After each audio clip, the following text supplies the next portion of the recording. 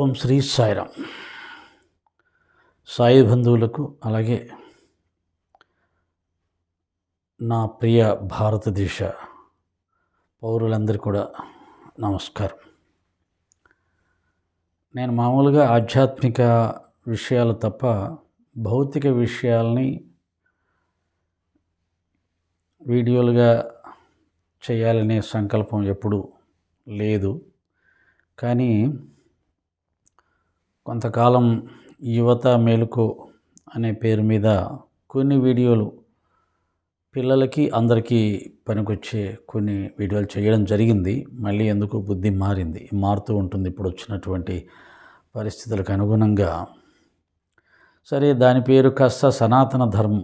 ఇప్పుడు అందరూ కూడా సనాతన ధర్మం అనే ఒక పెద్ద పదాన్ని వాడుతూ ఛానల్స్ నడుపుతూ ఉన్నారు. అయితే సనాతన ధర్మం గొప్పతనాన్ని ఒక పక్క చెబుతూనే దాని యొక్క విస్తృత భావజాలాన్ని కానీ విశాలమైనటువంటి వ్యక్తిత్వాన్ని కానీ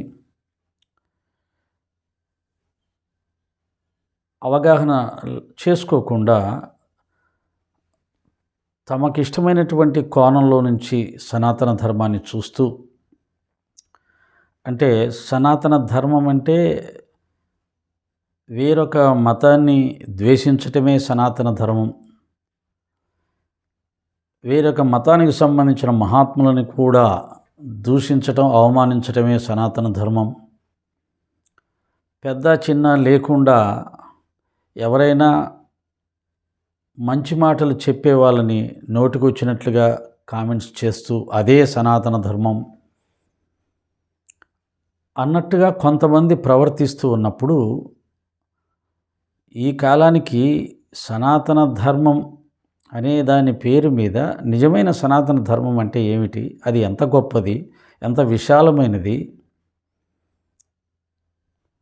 అది కూడా ఒక పక్క చెప్పుకుంటూ వెళ్తే బాగుంటుంది కదా. ఆ సనాతన ధర్మం ద్వారానే పిల్లలకి కొన్ని మంచి విషయాలు కావచ్చు, పెద్దలకి ఆధ్యాత్మిక లేదా భౌతిక విషయాలు కావచ్చు. అలాగే సనాతన ధర్మం పేరు చెబుతూ ఎలా పడితే అలా మాట్లాడుతూ, ఎలా పడితే అలా ప్రవర్తిస్తూ ఇదే సనాతన ధర్మం అన్నట్లుగా చేసేవాళ్ళు కొంతమంది. సనాతన ధర్మాన్ని సరిగ్గా అర్థం చేసుకోకుండా, దాంట్లో ఉన్న గొప్పతనాన్ని అర్థం చేసుకోకుండా దాన్ని విమర్శిస్తూ తక్కువ చూపు చూసే హిందువులే కొంతమంది. మంది పెరిగితే మజ్జిగ పలసనవుతుందని మా అమ్మ చిన్నప్పుడు చెప్పేది ఒక సామెత.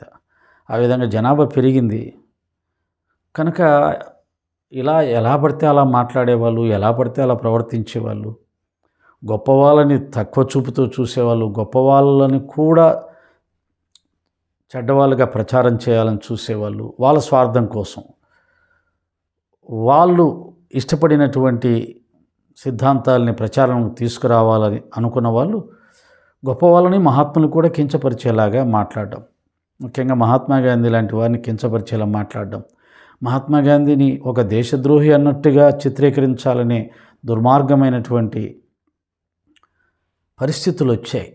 వాటన్నిటికీ మళ్ళీ సనాతన ధర్మం అని పేరు పెట్టడం, ఇలా చాలా భరించలేని విధంగా కొంతమంది మాత్రం, అందరూ కాదు, ఎక్కువ మంది కూడా కాదు, ఎప్పుడు అన్నట్టుగానే సాధారణమైన ప్రజలు, యువత వాళ్ళ జీవన విధానం కోసం పోరాడుతూ పాకులాడుతూ అందులో జీవించేస్తున్నారు.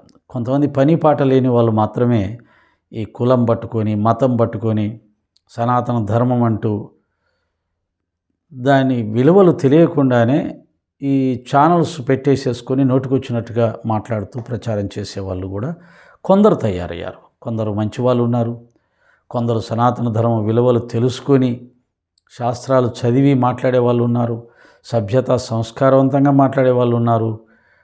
కొందరు మాత్రం నికృష్టంగా రోడ్డు మీద బజార్లో చదువు సంధ్య లేకుండా అనాగరికంగా ఉంటూ మాట్లాడుకునే వాళ్ళలాగా మాట్లాడే వాళ్ళు ఉన్నారు. కొన్ని చూసేవాడు బాధేస్తుంది. కొంతమంది మహాత్ములు పెద్దవాళ్ళు మాట్లాడిన మాటలకి వాళ్ళు బ్రాడ్ మైండ్తో, విశాలత్వంతో అంతా కలిసి ఉండాలి, దేశం శాంతి సౌభాగ్యాలతో విలసిల్లాలంటే అన్ని మతాల వాళ్ళు అన్ని ప్రాంతాల వాళ్ళు కలిసిమెలిసి ఉండాలి అంటే, లేదా నిజమైన సనాతన ధర్మాన్ని ఎవరైనా మహాత్ముడు విశ్లేషణ చేస్తూ ఉంటే కింద కామెంట్స్ రూపంలో ఏకవచనంతో అనకూడని మాటలతో వాళ్ళని కామెంట్ చేస్తూ ఒక విష సంప్రదాయం వచ్చింది. చాలా బాధాకరం. అందుకనే సనాతన ధర్మం అనే పేరుతో ఒక ఛానల్ పెట్టి కొన్ని మంచి విషయాలు మంచి వాళ్ళకన్నా ఎక్కుతాయి కదా, చెడ్డవాడికి ఎలాగో ఎక్కవు. మంచి వాళ్ళని ఆనందిస్తారు కదా మంచి మాటలు చెప్పారని అనిపించి ఇదొక ఛానల్ పెట్టుకుంటూ కొన్ని వీడియోలు చేయాలనిపించి, అందులో భాగంగా మొట్టమొదట మన ప్రధానమంత్రి నరేంద్ర మోడీ గారికి ధన్యవాదాలు తెలియచేస్తూ, ఈ దేశం వారికి ఎప్పుడు రుణపడి ఉంటుంది. రాజకీయంగా కాదండి, దయచేసి రాజకీయంగా, ఎందుకంటే ఈ రోజుల్లో రాజకీయ నాయకులకు సంబంధించి ఏం మాట్లాడినా రాజకీయమే అవుతుంది. కానీ నేను ఒక రాజకీయానికి సంబంధించిన విషయంగా కాకుండా కేవలం వారిని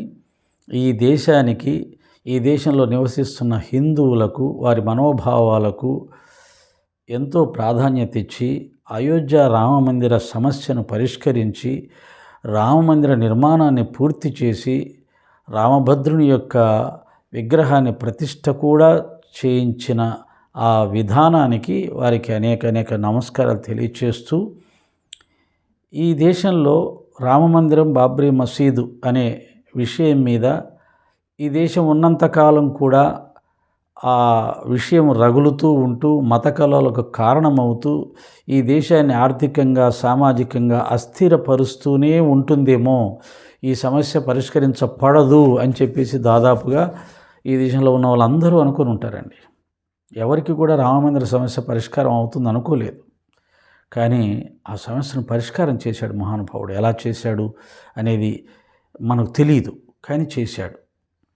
శ్రీకృష్ణుడు ఏ విధంగా అయితే అశ్వత్థామ అతకుంజరహ అని చెప్పి దుర్యోధనుడు వైపు ఉన్న ద్రోణాచార్యుని సంహరించాడో, అలాగా ఈ యొక్క రామమందిరాన్ని కూడా ధర్మాన్ని నిలబెట్టడం కోసం వారు ఏ ఇబ్బందులు పడ్డారో, ఏ పాట్లు పడ్డారో, కానీ చాలా సులభంగా, శాంతియుతంగా రామమందిర సమస్యను పరిష్కారం చేశారు.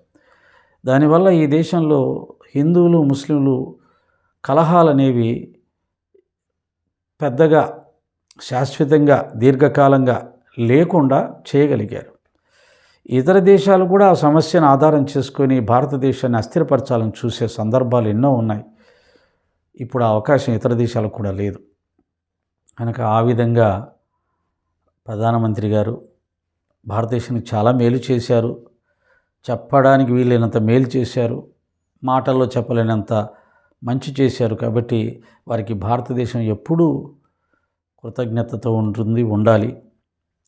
వారు పదవిలో ఉండవచ్చు, ఉండకపోవచ్చు, గెలవచ్చు, గెలవకపోవచ్చు, కానీ ఒక జవహర్లాల్ నెహ్రూ, ఒక ఇందిరాగాంధీ, ఒక లాల్ బహదూర్ శాస్త్రి, ఒక పివి నరసింహారావు గారి లాగా భారతదేశ ప్రధానమంత్రుల్లో చిరస్థాయిగా నిలబడే వారిలో మోడీ గారు కూడా ఉంటారు.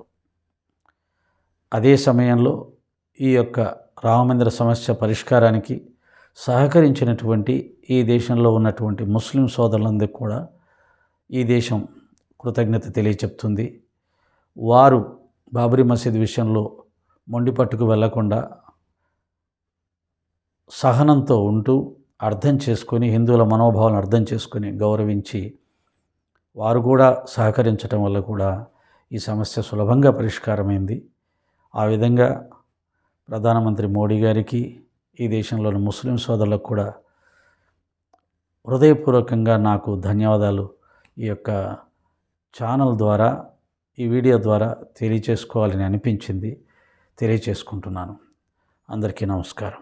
ఓం సాయిరామ్. నా గురుదేవుడు కోరిక ఏమిటంటే, ఈ దేశంలో హిందూ ముస్లింలు సోదర భావంతో మెలగాలి, జాతీయ సమైక్యతను సాధించాలి.